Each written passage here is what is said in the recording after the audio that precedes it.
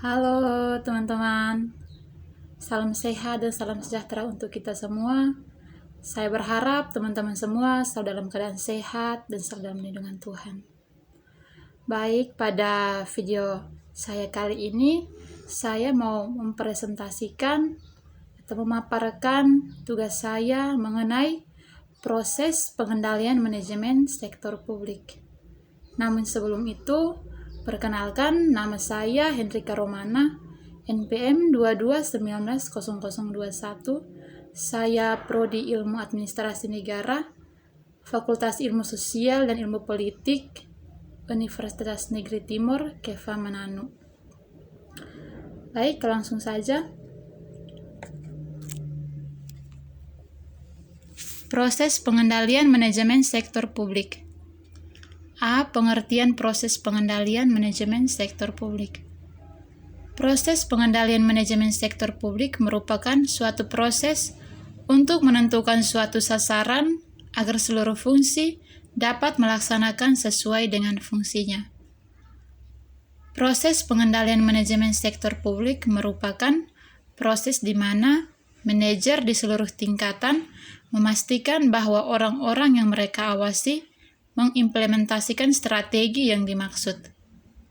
Aktivitas pengendalian manajemen meliputi yang pertama perencanaan, yang kedua koordinasi, yang ketiga komunikasi informasi, yang keempat pengambilan keputusan, yang kelima motivasi, yang keenam pengendalian, dan yang ketujuh penilaian kinerja.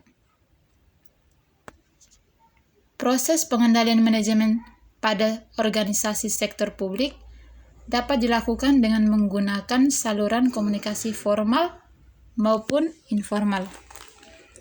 Saluran formal.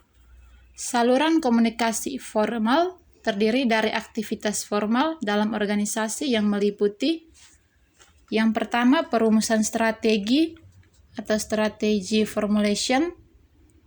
Perumusan strategi adalah proses penentuan visi misi, tujuan, sasaran, target atau outcome, arah dan kebijakan, serta strategi organisasi.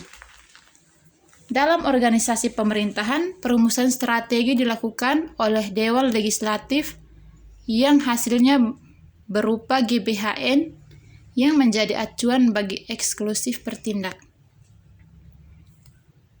Perumusan strategi dipengaruhi oleh faktor politik, ekonomi, sosial, dan budaya. Perumusan strategi memberikan kemudahan dalam mencapai tujuan dengan menggunakan analisis SWOT.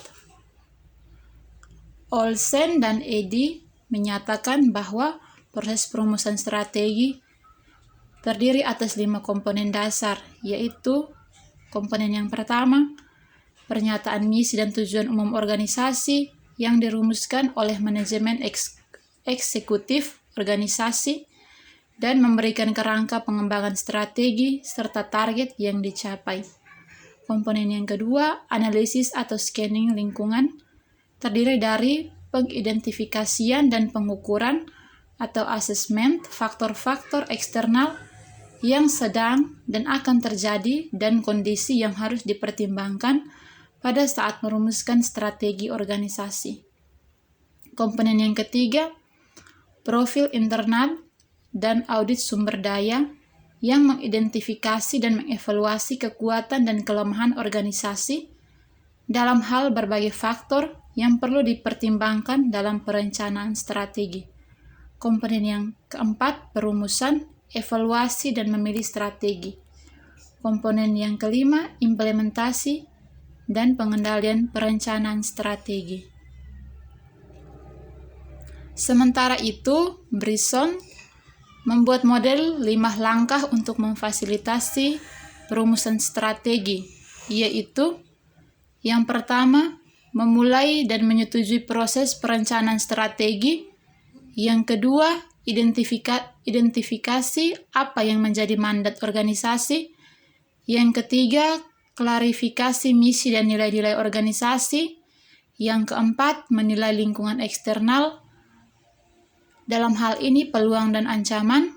Yang kelima, menilai lingkungan internal, dalam hal ini kekuatan dan kelemahan.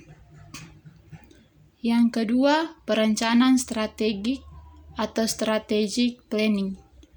Perencanaan strategi adalah proses penentuan program-program aktivitas atau proyek yang akan dilaksanakan oleh suatu organisasi dan penentuan jumlah alokasi sumber daya yang akan dibutuhkan. Perbedaannya dengan perumusan strategi adalah perumusan strategi merupakan proses untuk menentukan strategi, sedangkan perencanaan strategi adalah proses menentukan bagaimana mengimplementasikan strategi tersebut. Hasil perencanaan strategi berupa rencana-rencana strategi. Perencanaan strategi merupakan proses menurunkan strategi dalam bentuk program-program. Manfaat perencanaan strategi. Yang pertama, sebagai sarana untuk memfasilitasi terciptanya anggaran yang efektif. Yang kedua, sebagai sarana untuk memfokuskan manajer pada pelaksanaan strategi yang telah ditetapkan.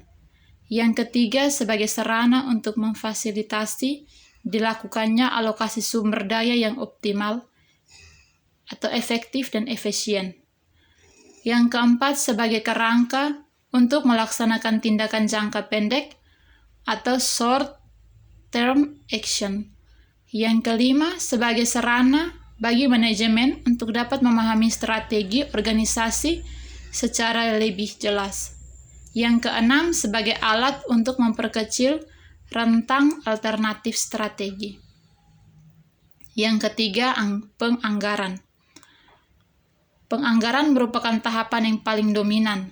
Selain itu, memiliki pengaruh politik yang sangat kuat. Penganggaran sektor pemerintahan berbeda dengan karakteristik sektor swasta, yaitu adanya pengaruh politik dalam proses penganggaran. Yang keempat, operasional atau pelaksanaan anggaran. Operasional atau pelaksanaan anggaran adalah tahapan implementasi dari perencanaan strategi yang disinergikan dengan anggaran. Yang kelima, evaluasi kinerja. Penilaian kinerja adalah tahap akhir dari proses di pengendalian manajemen yang merupakan bagian dari proses pengendalian manajemen yang dapat digunakan sebagai alat pengendalian manajemen melalui sistem penilaian kinerja dilakukan dengan cara menciptakan mekanisme reward dan punishment. Sistem pemberian penghargaan atau reward dan hukuman atau punishment digunakan sebagai pendorong bagi pencapaian strategi.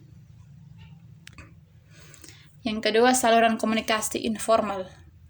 Saluran komunikasi informal dapat dilakukan melalui komunikasi tujuan organisasi dengan tujuan personal. Saluran komunikasi informal meliputi yang pertama, komunikasi langsung, yang kedua, pertemuan informal, yang ketiga, diskusi. B. Tipe pengendalian manajemen. Tipe pengendalian manajemen dapat dikategorikan menjadi 3 kelompok, yaitu 1. Pengendalian preventif, 2. Pengendalian operasional, 3. Pengendalian kinerja. Pengendalian preventif atau preventive control. Pada tahap ini, pengendalian manajemen terkait dengan perumusan strategi dan perencanaan yang dijabarkan dalam bentuk program-program. Pengendalian operasional atau operational control. Pada tahapan ini, pengendalian manajemen terkait dengan pengawasan pelaksanaan program yang telah ditetapkan melalui alat berupa anggaran. Pengendalian kinerja. Pada tahap ini, pengendalian manajemen berupa analisis evaluasi kinerja berdasarkan tolak ukur kinerja yang telah ditetapkan. C. Struktur pengendalian manajemen.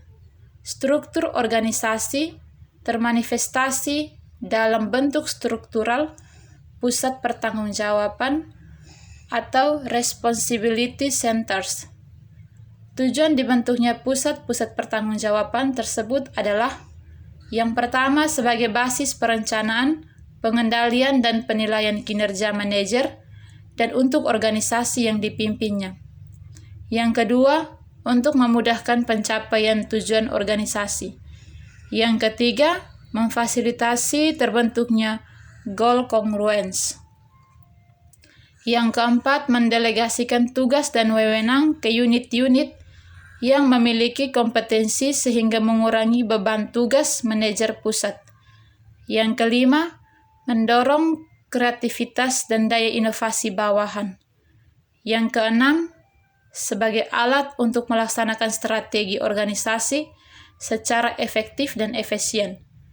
Yang ketujuh, sebagai alat pengendalian anggaran. Baik, itulah sedikit pemaparan tugas dari saya. Mohon maaf jika ada kesalahan dalam penjelasan selama pemaparan materi tadi. Sekian dan terima kasih.